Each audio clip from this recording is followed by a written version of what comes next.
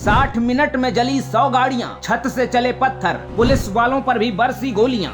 हिंसक भीड़ ने किसी की नहीं सुनी। मेवात में कैसे मचा हाहाकार जब घबरा गई हरियाणा सरकार। क्या है ब्रजमंडल यात्रा, बाहर से फोर्स न पहुंचती तो क्या हो जाता। एक दिन में कैसे बढ़ा विवाद, नूह की हिंसा से क्यों आई बंटवारे की याद। देश का सबसे पिछड़ा जिला, 80% मुस्लिम आबादी, 76 साल बाद हिंसा के लिए जिम्मेदार गांधी।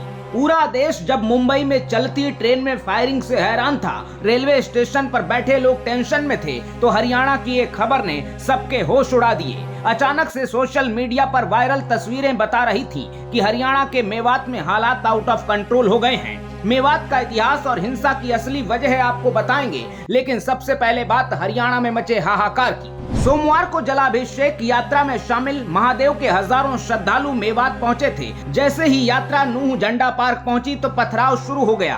पत्थरबाजी के साथ अंधाधुंध फायरिंग भी की गई। इस बीच आरोप है कि यात्रा के साथ हरियाणा पुलिस के कुछ जवान मौजूद थे, मगर जैसे ही हंगामा बरपा तो पुलिस वाले भाग गए। नूह में पथराव, नारेबाजी और आगजनी की खबरों से हरियाणा के गुरुग्राम में भी हालात बिगड़ गए। दो पक्ष आमने सामने आ गए। सोहना रोड में कुछ दुकानों में आग लगा दी गई। पुलिस फोर्स ने मौके पर पहुंचकर किसी तरह हालात पर काबू पाया। हिंसा में 2 होमगार्ड समेत 5 लोगों की जान चली गई। हरियाणा के 4 जिलों में 3 दिनों के लिए इंटरनेट सेवा बंद है। नूह में कर्फ्यू लगा हुआ है। संवेदनशील इलाकों में पुलिस की भारी तैनाती है। गुरुग्राम, फरीदाबाद और रेवाड़ी में धारा 144 लागू है। 24 घंटे के बवाल ने कैसे बंटवारे की याद दिला दी है और सोशल मीडिया पर लोग क्यों महात्मा गांधी को इसका जिम्मेदार बता रहे हैं, इन सवालों के जवाब बताएंगे। लेकिन उससे पहले आपको जलाभिषेक यात्रा के बारे में बताते हैं, जिसे लेकर पूरा हंगामा खड़ा हुआ है।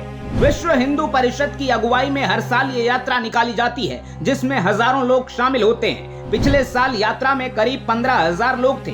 इस बार करीब 25,000 लोग यात्रा में शामिल हुए हैं। यात्रा में हरियाणा के कई जिलों से आए लोगों की सोहना से मेवात में एंट्री होती है। सबसे पहले यात्रा नल्हड़ महादेव मंदिर पर जलाभिषेक करती है। उसके बाद झिरकेश्वर महादेव, गांव श्रृंगार में राधा कृष्ण मंदिर और उसके बाद श्रृंगेश्वर महादेव मंदिर में दर्शन कर जलाभिषेक होता है। श्रद्धालु जब मेवात पहुंचते हैं तो मेवात के हिंदू जगह जगह उनका भव्य स्वागत करते हैं। मेवात में गुमनाम हुए तीर्थ स्थलों का प्राचीन महत्व लोगों के सामने लाना ही यात्रा का मकसद है। माना जाता है कि मेवात में पांडव कालीन 3 स्वयंभू शिवलिंग हैं, जो यहाँ की ऐतिहासिकता को प्रमाणित करते हैं। तो वहीं गांव श्रृंगार में भगवान श्री कृष्ण गाय चराने आते थे और यहाँ मंदिर किनारे उन्होंने सरोवर में स्नान भी किया था।